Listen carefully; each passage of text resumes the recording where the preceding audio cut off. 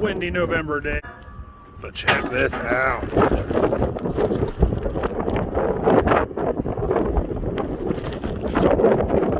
Old Logan lathe. I managed to find this old metal lathe in my local scrapyard. Everything in the image here cost about $100.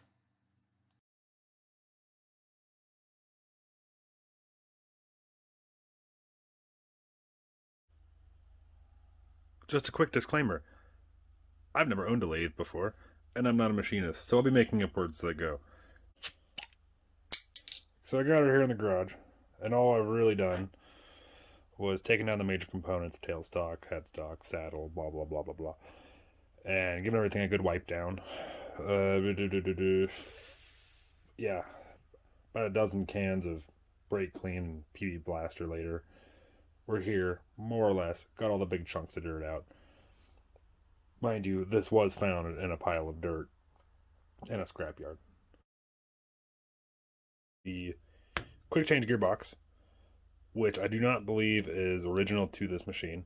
I looked up the Logan model number 200, and it does not look like this variant had a quick change gearbox. In fact, this just used change gears on the side. You would have pulled out, switched out gears for different tooth counts to get different feet and speeds out of your lead screw, yada yada. If you noticed, it's currently not attached.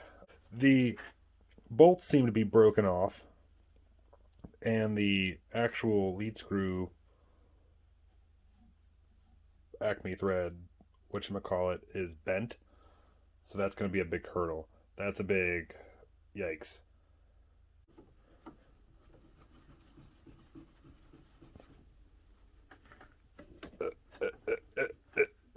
One way or the other. One way. Hang on. Sorry, I'm an idiot.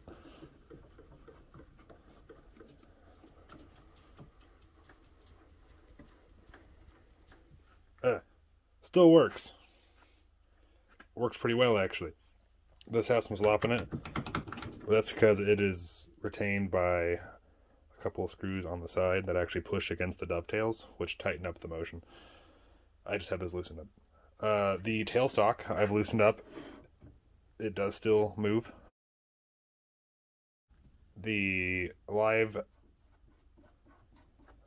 center that's in it, I don't know how I'm gonna get out.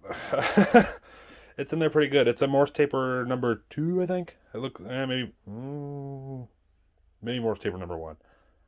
I don't know. I have to see. When we get that out, we'll get that out.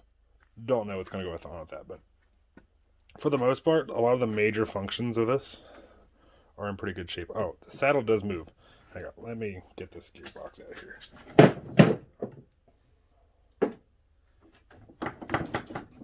1 second. So I removed the lead screw out because, as I mentioned, it's bent. And let me get you guys in here real quick.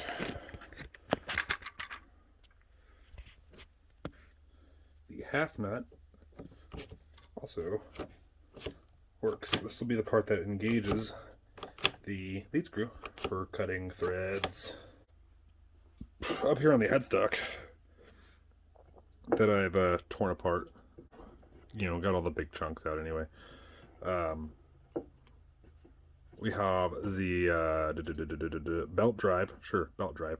I'm going to assume we have 3 steps here for 3 different speeds. And we have this lever here, which lifts a gear set that actually engages the spindle.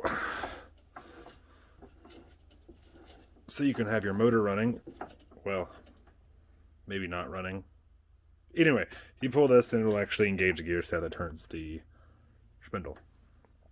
Through all of this, on this main drive gear that actually engages this gear, I found 2 broken teeth on that gear. And then this gear, let's see if I can get her in frame. There it is. This gear is missing 1 tooth. So out of the whole thing, 3 broken teeth, doesn't sound too bad. On the side of the machine, we have a broken part. This, I believe, what do you call this? The banjo something or another. I don't know. This broke off parts over yonder. And these two would actually connect to connect the drive to the lead screw. There's a little sneak peek inside the gearbox. If you've seen one of these machines, or own one of these machines even, you'll notice that I am missing a part, a very large part at that. And that is the belt drive, the actual powertrain, the motor and the belts and everything, the blah, blah, blah, blah, that actually power this whole machine. Well, I wish I was missing that. It's behind me on the floor. It's just so caked in dirt and rust, and it's hard to look at. It's going to need a new motor. It's going to need a new power supply. It's going to need rewired. It's going to need a lot of work. It's got broken casements that are going to need welded together. It's going to need everything. But, excuse me. So in a nutshell, what we've got here is a semi-functioning lathe that has the previous owner replaced a lot of bolts, added some stuff. Pretty sure we got an aftermarket gearbox. We have 2 broken gears that'll need replaced.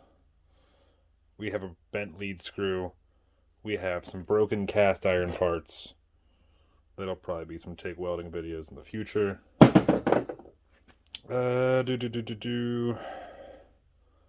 What am I missing? Yeah. So, anyway, hope you enjoyed watching that. Look forward to future videos. We'll be breaking this thing down further and seeing what we can do about a lot of the very glaring issues this thing has.